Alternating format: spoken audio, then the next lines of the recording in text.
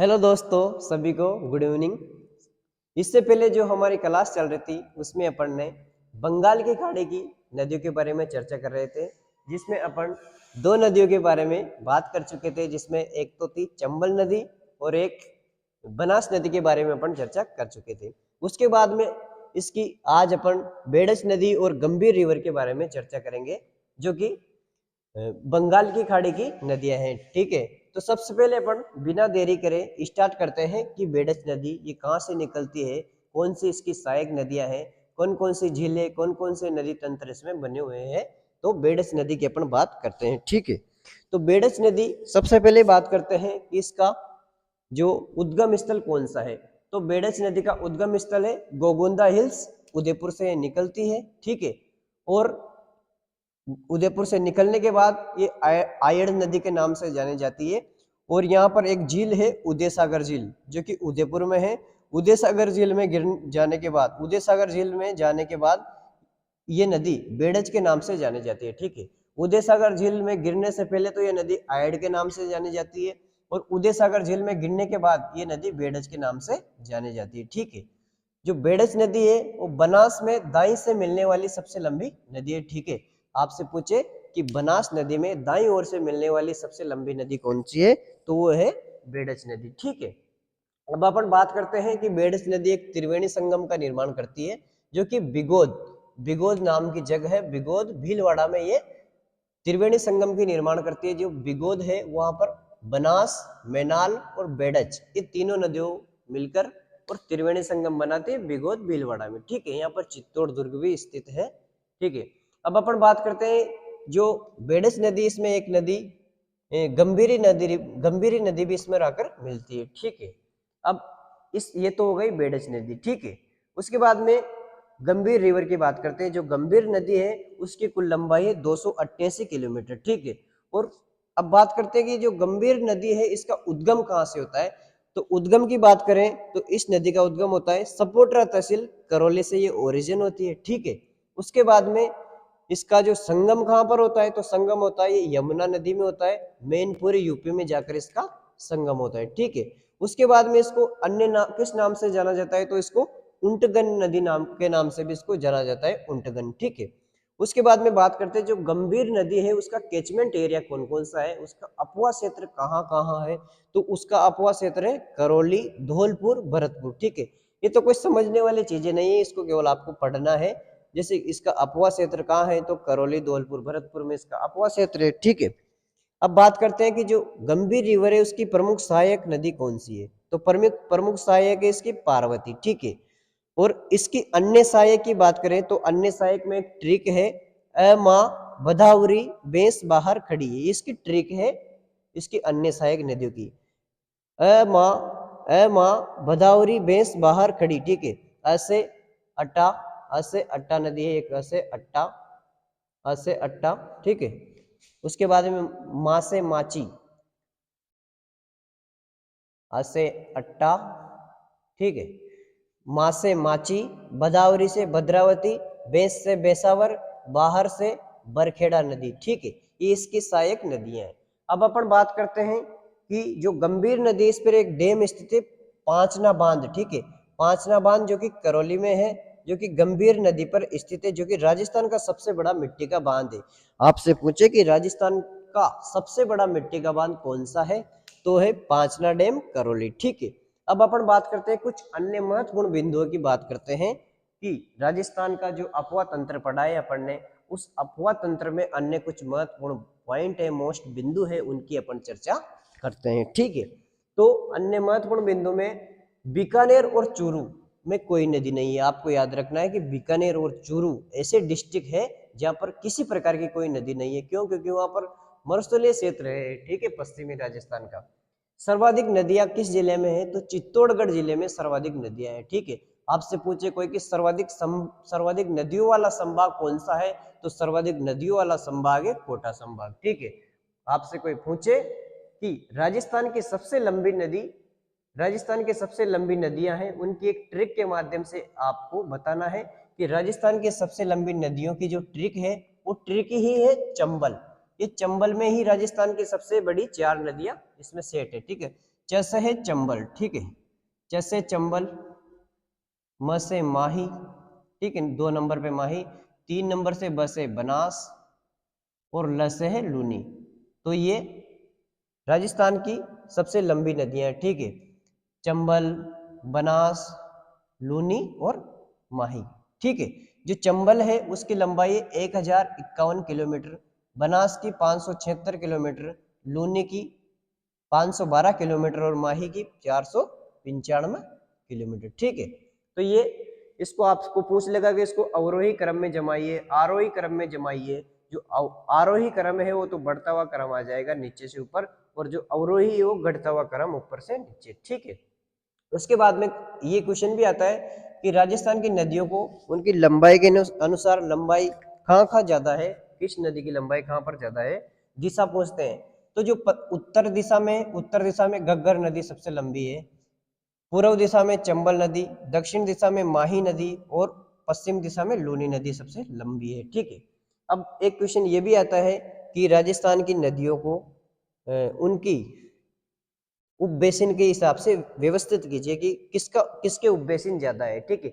उप तो लूनी, फिर बनास, फिर चंबल, फिर माही। लूनी के उपबेसिन है 12, सर्वाधिक राजस्थान में सर्वाधिक उपबेसिन वाली नदी है तो है लूनी, ठीक है, 12 बेसिन। बनास में 10 बेसिन, चंबल में 7 बेसिन और माही में 6 बेसिन। तो आपसे एक क्वेश्चन पूछ सकते हैं कि राजस्थान में सब बेसिन या उपबेसिन के अनुसार नदियों का क्रम व्यवस्थित कीजिए, आरोही या अवरोही कैसे भी पूछ सकते हैं। तो लूनी में 12, बनास में 10, चंबल में 7 और माही में 6 उपबेसिन, ठीक है। अब बात करते हैं कि कुछ शब्द है जिनमें कुछ भिन्नता है, वो आपको देखनी है। जैसे एक तो है सीपू और एक है सीप। सीपू और सीप में क्या अंतर है? तो जो सीपू है वो पश्चिमी बनास की सहायक नदी है और जो सीप है वो चंबल की सहायक नदी है, ठीक है। एक है सागी और एक है सावी। जो सागी है वो जालोर से उद्गमित होती है, जसवंत हिल्स से, ठीक है। और जो सावी है वो जयपुर सेवर हिल्स से ये उद्गमित होती है, ठीक है। एक है काली सिंध और एक है काली सिल। काली सिंध अलग है, काली सिल अलग है। काली सिंध चंबल की सहायक है, काली सिल बनास की सहायक है, ठीक है। आपको ये याद रखना है, ठीक है। एक है मोजी और एक है मांझी। मोजी है वो बनास की सहायक है और मांझी है वो वाकल की सहायक है, ठीक है। एक है मोरेल और एक मोरेन। जो मोरेल है वो बनास की सहायक है और मोरेन रेन, रेल तो है बनास की और रेन है माही की।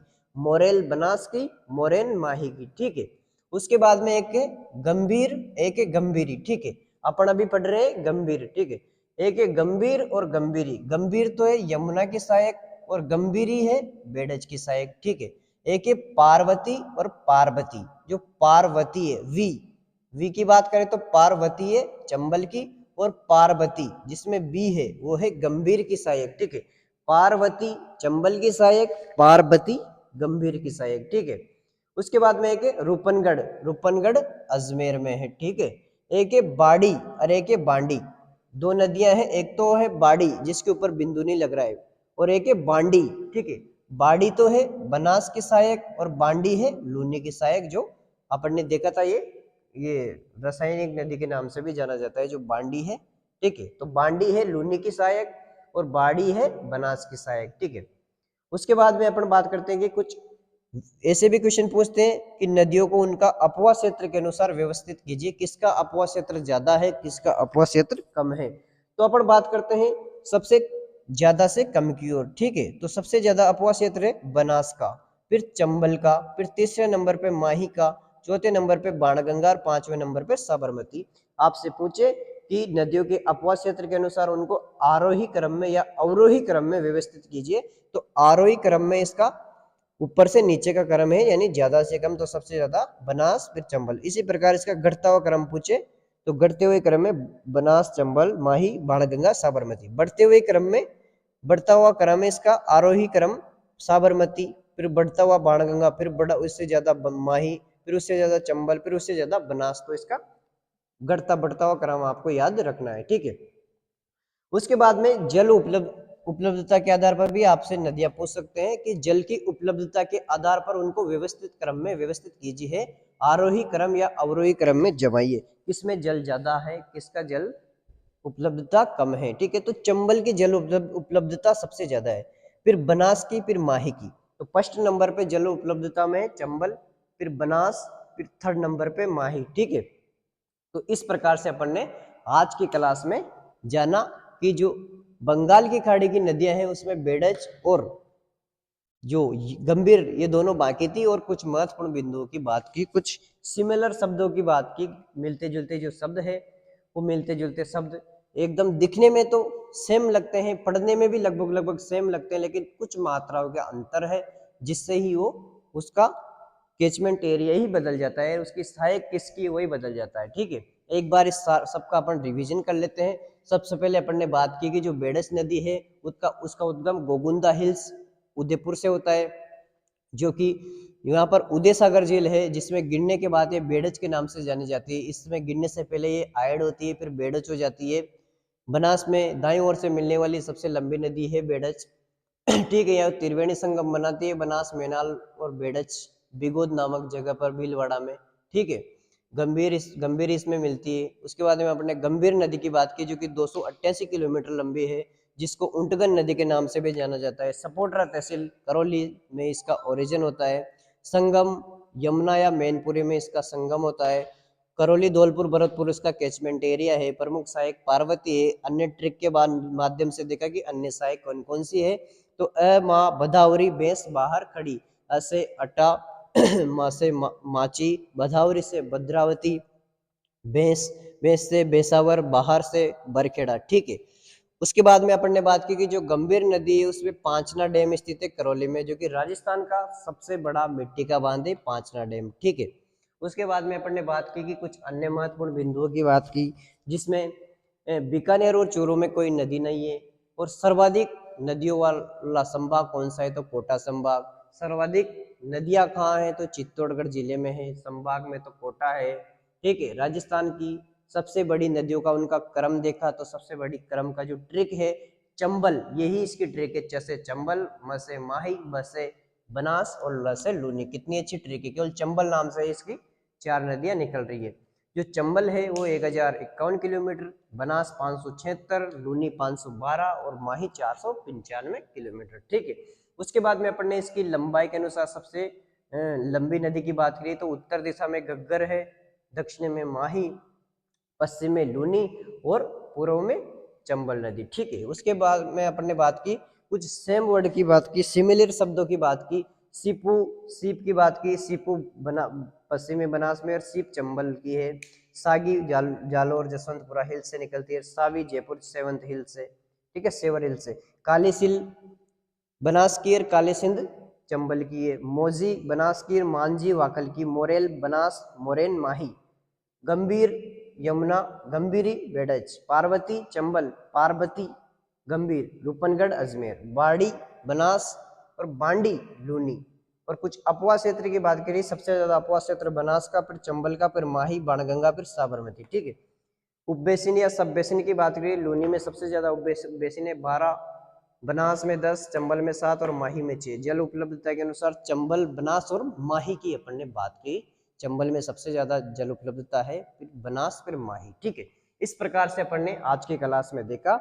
मैं आशा करता हूं कि आपको अच्छे से समझ में आ गया होगा। इसमें मैंने आपको 2 बार तो इसका रिवीजन करवा दिया।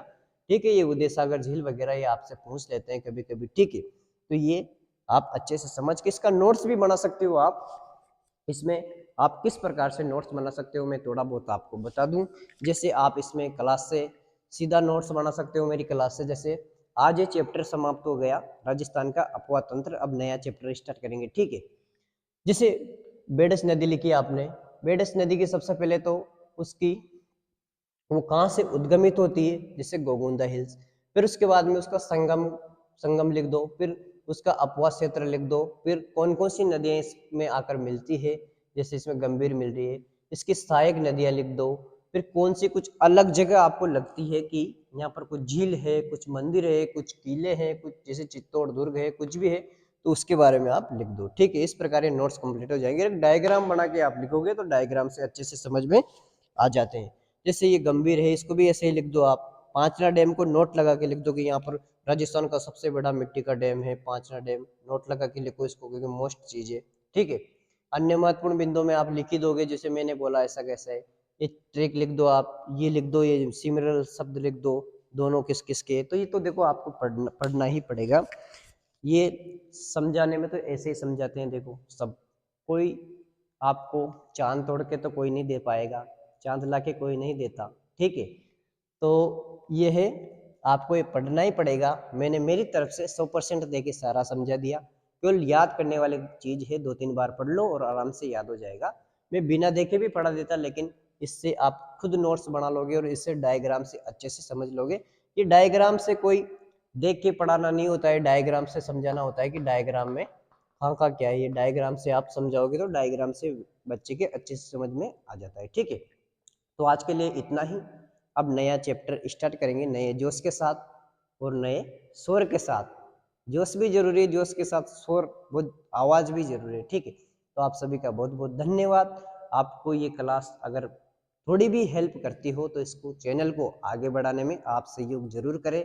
आप अपने फोन में जो नीचे लाइक का बटन है उसको दबाएं और सब्सक्राइब भी जरूर करें, और इसको अपने जो फ्रेंड सर्किल है उसमें तो इसको पहुंचाए सबके पास, सबसे इसको लाइक शेयर सब्सक्राइब कराए, सबको इससे फायदा मिलेगा। मैं बता दूं कि कुछ ना कुछ 100 में से 20% ही फायदा मिले मेरी क्लास से, तो वो भी आप आधा घंटा की क्लास रोजाना देख लो। मैं एक ही क्लास डालूंगा रोजाना, केवल एक ही क्लास डालता हूँ 6 बजे, आधा घंटा एक क्लास डेली, ठीक है। आप सभी का बहुत बहुत धन्यवाद। Thank you. Best of